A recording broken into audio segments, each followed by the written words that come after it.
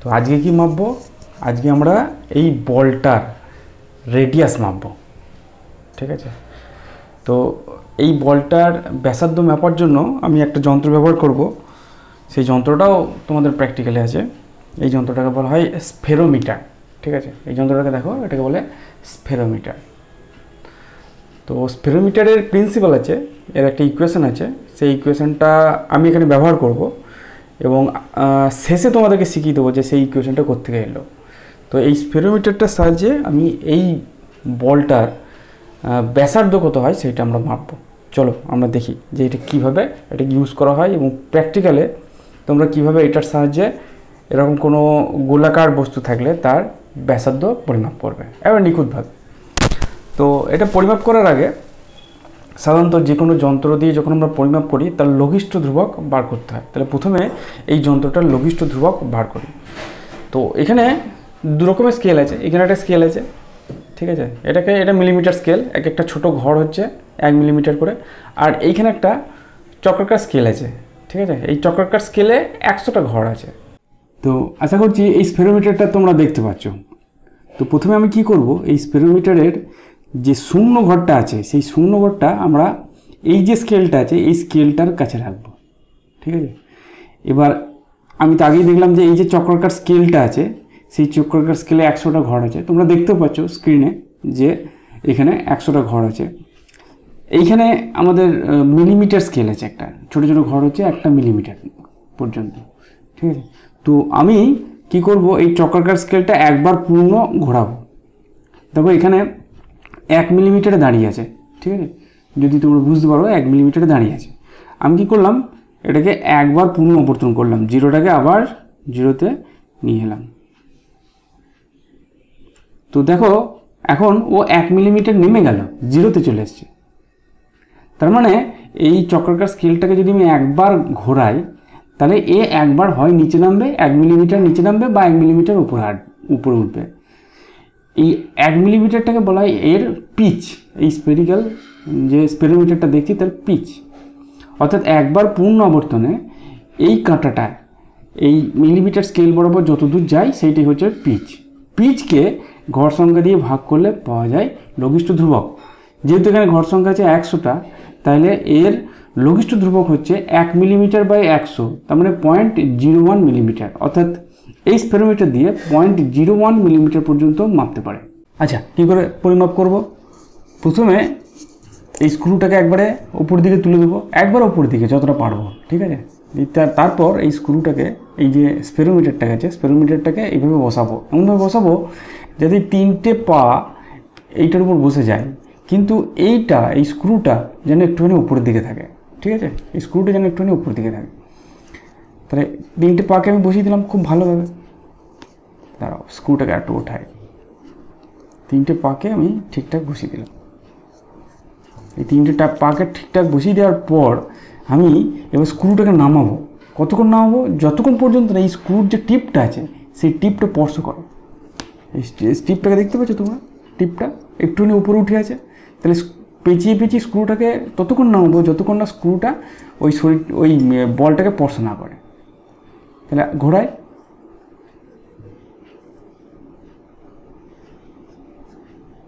স্পর্শ করলেই কিন্তু একটা পা উঠে যাবে, এটা খেয়াল রাখবে। এবার স্পর্শ করেছে, দেখো 3টে পাও স্পর্শ করেছে, আবার স্ক্রুটাকেও স্পর্শ করেছে। তো এই অবস্থায় এইটাই আমাদের কাজ, প্রথম কাজ, যে যখন আমাদের এই স্ক্রুটা এখানে স্পর্শ করে যাবে তখন আমরা তুলে দেবো। ব্যাস, এবার কি করব? এবার আমরা এটাকে এখানে বসাবো। বসানোর পর এই স্ক্রুটাকে ঘোরাবো। কতক্ষণ ঘোরাবো? যতক্ষণ নিচের যে স্ক্রুটা আছে সেই স্ক্রুটা এই খাতাটাকে স্পর্শ না করে, ঠিক আছে? তো আমি দেখতে পাচ্ছি 95 আছে, না 85তে আছে। তাহলে ঘোরায়, একবার, দুবার, 3বার, 4বার, 5বার, 6বার, 7বার, 8বার, 9বার, 10বার, 10 বার ঘোরানোর পর আর কিছুটা ঘোরানোর পর সে গিয়ে মাটিতে স্পর্শ করলো। আমি বুঝতে পারছি কারণ আর ঘুরছে না। তাহলে রোটেশন কতটা হলো? 10 বার হয়েছে ঘূর্ণন। আর তারপরে এই ছোট স্কেল বরাবর সে আরও তোমার 85, এটা 90 থেকে 3 কম 87 ঘর গেছে। ঠিক আছে, তাহলে 10 বার পূর্ণ আবর্তন হয়েছে। 10 বার পূর্ণ আবর্তন হওয়ার পর চক্রাকার স্কেল বরাবর 87 ঘর গেছে। এখন এই 10 বার পূর্ণ আবর্তন মানে হচ্ছে 10 মিলিমিটার, আর এই 87 ঘর মানে এক একটা ঘর হচ্ছে 0.01 মিলিমিটার। তাহলে 87 ঘর মানে 0.87 মিলিমিটার। তাহলে টোটাল কতটা নিচে নামলো? 10.87 মিলিমিটার। তার মানে 1.087 মিলিমিটার। এগুলো আমাদের সূত্র আছে। সূত্রটা হচ্ছে R = L²/6h + h/2। এই সমীকরণে যে এলটা আছে এটাতে এইচ, তাহলে এইচ আমরা পেয়ে গেলাম 1.087 মিলিমিটার। এবারে এই সমীকরণে যে এলটা আছে, এলটা বার করবো কী করে? এলটা বার করার জন্য আমরা এই তিনটে ঠ্যাঙের মধ্যে গড় দূরত্ব বার করব। এই তিনটে যে পা আছে সেই পায়ের মধ্যে দূরত্ব বার করব। তার জন্য আমরা এটাকে এরকম খাতার মধ্যে বসাবো, এরকম করে বসাবো, দিয়ে চেপে দেবো। তাহলে তিনটে পায়ের তিনটে দাগ হবে, তিনটে পায়ের জন্য তিনটে দাগ হবে, সেটাকে মার্ক করব। একটা স্কেলের সাহায্যে সেই মার্কগুলোকে যোগ করব, এরকম যোগ করব। তাহলে দেখবে একটা সমবাহু ত্রিভুজ পাওয়া যাবে। এরকম একটা সমবাহু ত্রিভুজ দেখতে পাওয়া যাবে।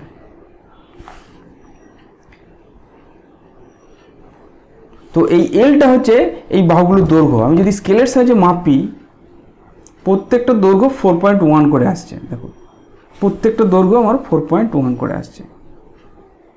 4.1, এটা 4.1 সেন্টিমিটার, এটা 4.1 সেন্টিমিটার, আবার এটাও 4.1 সেন্টিমিটার। তাহলে এলটা হবে এই তিনটের গড়। যদি আলাদা আসতো তাহলে তিনটের গড় হতো, কিন্তু যেহেতু এখানে একই আসছে তাহলে এলটা আমাদের 4.1 সেন্টিমিটার। এখন যদি এর সমীকরণে বসাই, অর্থাৎ আর এর সমীকরণে যদি বসাই, R = ওই L²/6h + h/2, এইখানে যদি ওই এল এর মান 4.1 আর এইচ এর মান 1.087 বসাই, তাহলে আমরা যেটা পাবো সেটা হচ্ছে 1.087 যদি বসাই, তাহলে আর যেটা মান পাবো তাহলে 3.12 সেন্টিমিটার। তাহলে এই বলটার যে রেডিয়াস বা ব্যাসার্ধ সেটা হচ্ছে 3.12 সেন্টিমিটার। কার সাহায্যে মাপলাম? স্পেরোমিটার সাহায্যে। এটা যে ঠিক সেটা কী করে বুঝবো? সেটা কিছুটা বোঝা যায় যে আমি যদি এর পরিধিটা বার করি, এর এরিয়া পরিধি, ঠিক আছে, যদি আমরা পরিধি বার করি তাহলে পরিধির ফর্মুলা হচ্ছে 2πr। পায়ের মান 3.14, ঠিক আছে, আর এর মান পেলাম 3.12। তো এটাকে যদি বসাই তাহলে দেখব 19.6 সেন্টিমিটার আসছে। তাহলে এর পরিধি 19.6 সেন্টিমিটার আসছে। তো আমি যদি এরকম একটা টেপের সাহায্যে এটাকে মাপি যে ঠিক এসছে কিনা, মাপি, তো বুঝতে পারবো যে আমার যেটা করছি সেটা ঠিক কিনা। দেখো 20 কাছাকাছি আসছে, এটা 20 দেখতে পাচ্ছ, আর 19.6 মানে প্রায় 20 কাছাকাছি। যেহেতু এখানটা ব্যাঁকাচোরা করে ধরে আছে তাই জন্য একটুখানি তফাৎ আসছে। অথবা স্পেরোমিটার যে রিডিংটা দিচ্ছে এটা 8টা, সেইটা থেকে পরিধি যেটা বলছে সেটা ঠিক আসছে। অতএব আমাদের যে মেজারমেন্ট হয়েছে পরিধিটা, রেডিয়াসটা, সেটা ঠিক। তো আশা করি এই স্পেরোমিটারের ব্যবহার তোমরা বুঝতে পেরেছো। আচ্ছা, তাহলে আমরা যখন স্পেরোমিটার শিখলাম তখন স্পেরোমিটারের ফর্মুলাটা কীভাবে হলো সেইটাও একবার দেখা উচিত। তো চলো আমরা ফর্মুলাটাকে বুঝি। এক্সপেরিমেন্টে তো ফর্মুলাটা ইউজ করে আমরা এই তোমার যে গোলকটা দেখেছিলাম সেই গোলকটার ব্যাসার্ধ বার করলাম, কিন্তু ফর্মুলাটা বলেছিলাম যে ফর্মুলাটা এখন ব্যবহার করো, তারপর তোমরা পরে দেখিয়ে দেবো। তো এখন আমরা এই স্পেরোমিটারে যে ফর্মুলাটা ইউজ করলাম সেই ফর্মুলাটা কী করে এলো সেইটা আমরা বুঝবো। তো দেখো এই হচ্ছে সেই স্পেরোমিটারটা যেটা ব্যবহার করেছিলাম, এবং এইটা হচ্ছে তিনটে লেগ ABC। তো আমি যখন স্পেরোমিটারটা ইউজ করেছিলাম তখন এই পা দুটোর মাঝের দূরত্ব বার করেছিলাম। এই ছবিটা দেখলে বুঝতে পারবা, এই হচ্ছে A, B, এটা C। তাহলে এই যে এইটাকে আমরা এল বলেছিলাম, এইটা 4.1 বেরিয়েছে, এটা 4.1 বেরিয়েছে এবং এটা 4.1 বেরিয়েছে, তাদের গড় করে আমার সেই 4.1ই বেরিয়েছে, তাই না? তাহলে এলটা আমরা জানি,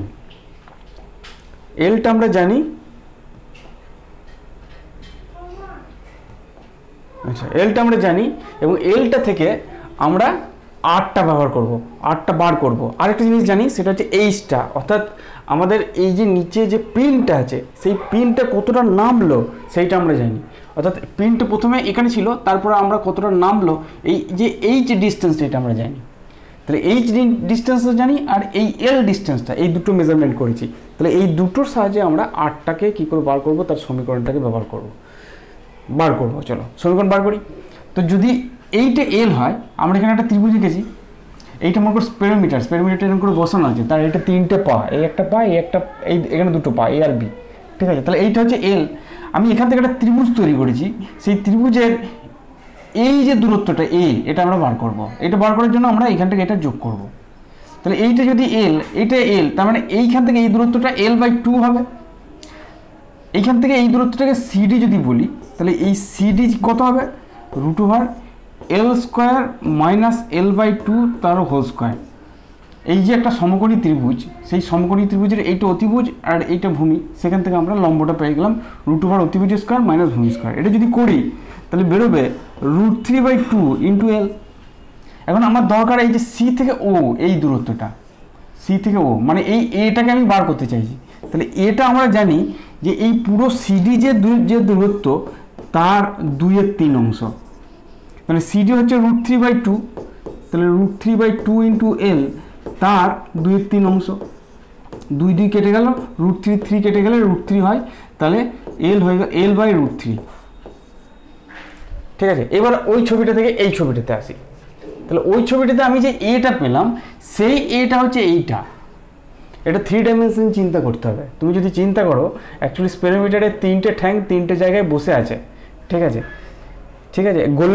গোলকটা এরকম, তার 3টে জায়গায় 3টে ঠ্যাং বসে আছে। এই হচ্ছে, এইটা ছিল এল, এই 3টে ছিল এল, কিন্তু এখন আমি দূরত্ব চাইছি এই মাঝখান থেকে, এই মাঝখানের দূরত্ব যেটা আমি এ বার করেছি। তাহলে আমি এইখানে এই যে দূরত্বটা পাচ্ছি, এটা অ্যাকচুয়ালি এ দূরত্ব, যেটা আমি বার করলাম L/√3। এখন দেখতে পাচ্ছ এইটা হচ্ছে আমাদের বৃত্তটার, গোলকটার ব্যাসার্ধ আর। তাহলে আমার যে এই দূরত্বটা যেটা হবে সেটা r - h হবে। তাহলে এই যে ত্রিভুজটা আছে, এই ত্রিভুজটাকে কি পাচ্ছি? r² =